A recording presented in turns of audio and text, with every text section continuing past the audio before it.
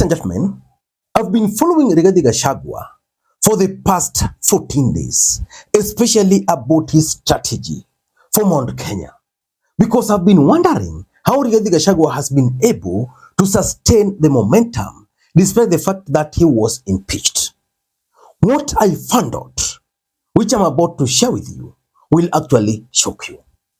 And for us to understand Rigathi Gachagua's strategy, I'm just going to use today and yesterday's videos only for you to understand. Hapa mlimani, nani mwenye kusema? Nani mwenye kusema? Nani mwenye kusema mlima Kenya? Nani mwenye kusema? Iko mwingine? Iko mwingine? Mimi nasema nikiwa kiongozi nimetangaza operation fagia ya kufagia wasaliti wote na kasia na takataka ya siasa. Si ndio?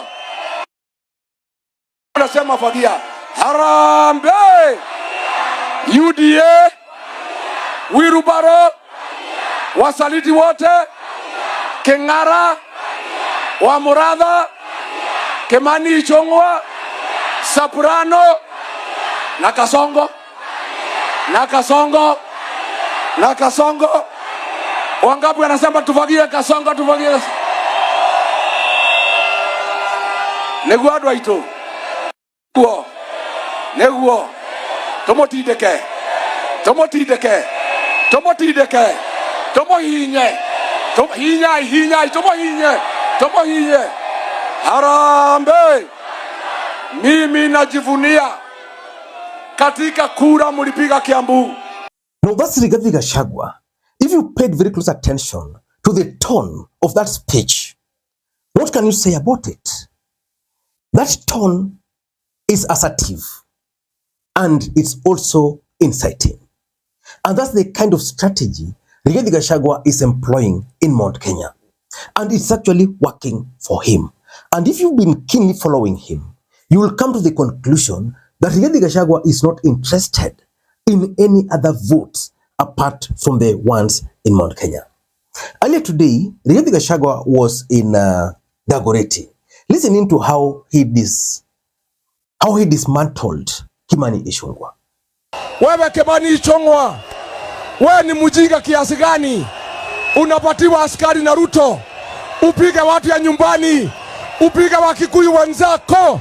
Wewe ni mjinga kiasi gani? Unapiga watu ya nyumbani. Harambe!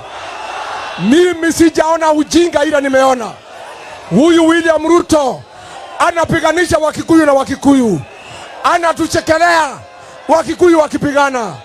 Wale askari alituma pale walikuwa Wakikuyu. Hiyo kazi imepangwa na Ichungwa ya kupiga Wakikuyu. Wewe Kimani Ichungwa, mtoto wetu, wewe ni Mkikuyu, wewe hapana Mkalenjin. Kwa nini unatumiwa kupiga Wakikuyu wenzako? Ni msaliti si msaliti? Kimani Ichungwa aende asiende? Kimani Ichungwa ni msaliti si msaliti? Aende asiende? Wangapi wanasema Ichungwa kwende? Asante sana. Harambe! Mimi nimetangaza hapo mlimani operation fagia ya kufagia wasaliti na kasia na takataka ya siasa. Nikisema harambe mnasema fagia. Harambe! Wasaliti wote Tokonia Kudagotome Gati UDA Wirubaro Kimani Ichungwa KJ wa Muradha Soprano na Kasongo. And while Rigathi was doing that, if you studied the response from the crowd, they were very happy. Which means Rigathi Gachagua has studied the psychology of his audience. And he knows what they want to hear.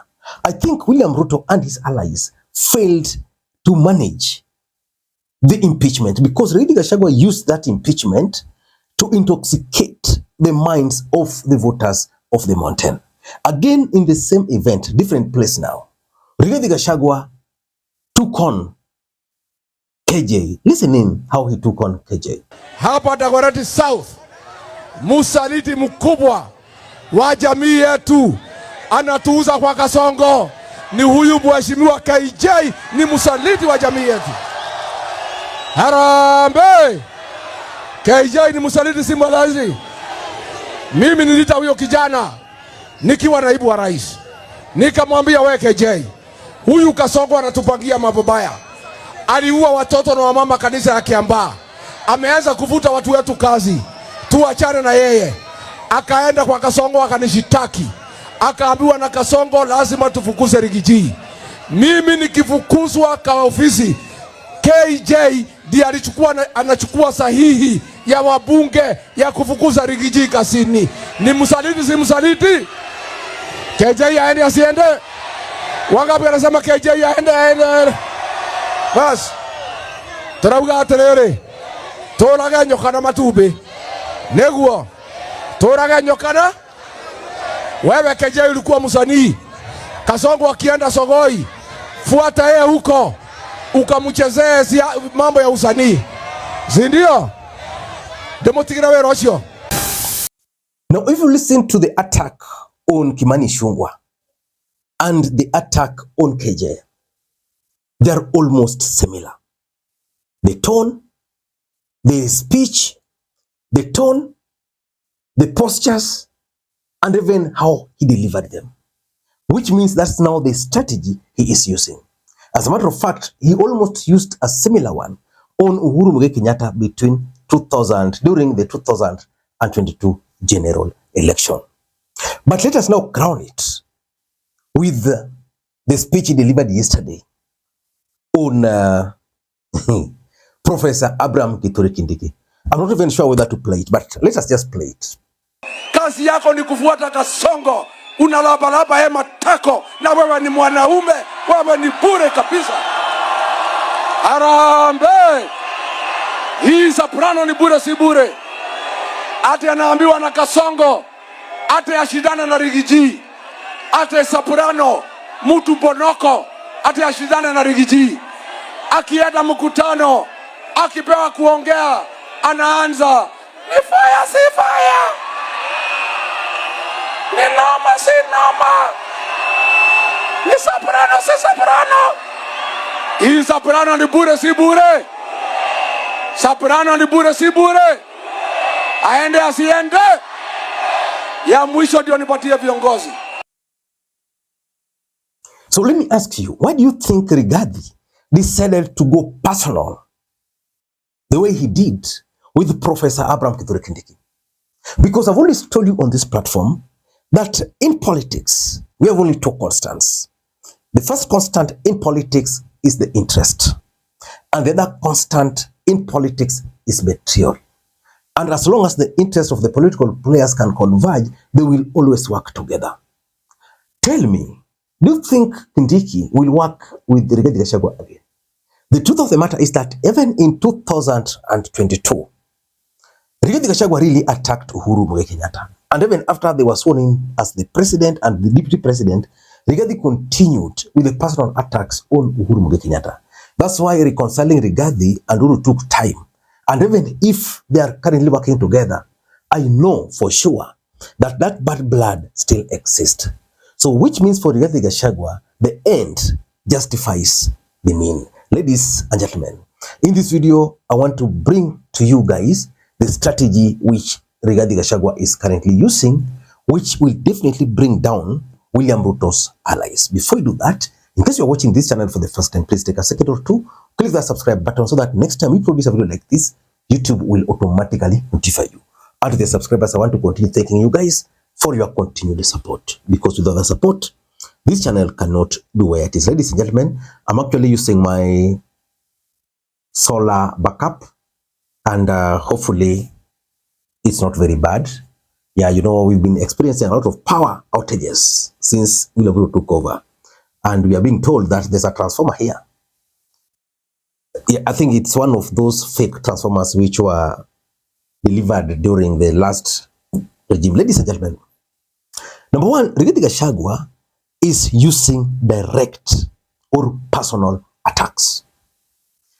if you approach Rigathi Gachagua, he deals with you directly.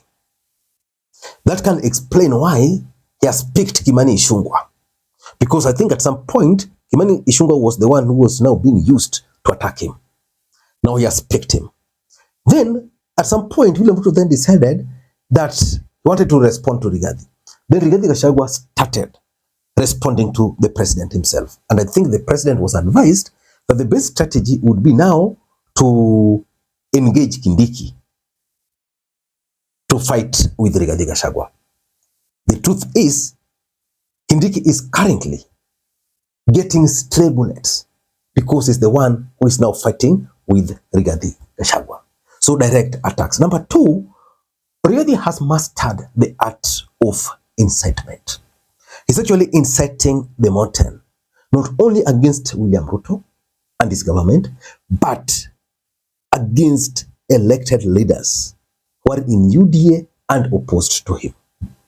So that is a strategy which I think is using effectively. So let us wait and see how this is going to pan out. Because when Rigathi Gachagua goes to a place, and in that place there is a UDA leader, he incites the residents against them. In Nairobi today, I don't know if there is a remnant of the mountain who are still with William Ruto, especially the traders, because he's been able to insert them fully. And number three, Rigathi is also using direct engagements. You see, it's not easy for Rigathi Gachagua to traverse the entire country. But Rigathi has now devised this strategy of making phone calls. Let's say there's a very small funeral somewhere in the village where you don't even expect Rigathi Gachagua to be there. His team will organize and they will make phone calls to him, and Rigathi would then address the residents directly. That's why yesterday, when he was given that opportunity, the MP from where had to stand up and stop the phone call because he was actually inciting the residents against the MP who was seated right there. So that has also worked for him. And importantly, Rigathi is engaging the media. He has tried national medias, including Ramogi, but Rigathi is focusing more on Mount Kenya-based TV and radio stations, just asking them for interview. So, for example, if today Rigathi Gachagua is being interviewed on Inoro, the entire country, the entire Mount Kenya will stop whatever they are doing to wait for Rigathi Gachagua. And Rigathi Gachagua will always take 45 to 1 hour talking, addressing them. And if you follow those interviews, the engagements and the viewership on his page are normally way more than you'd ever expect. Ladies and gentlemen, those strategies are dangerous and will finish William Ruto's allies from Mount Kenya. Until next time, this is Makwiny. Bye-bye.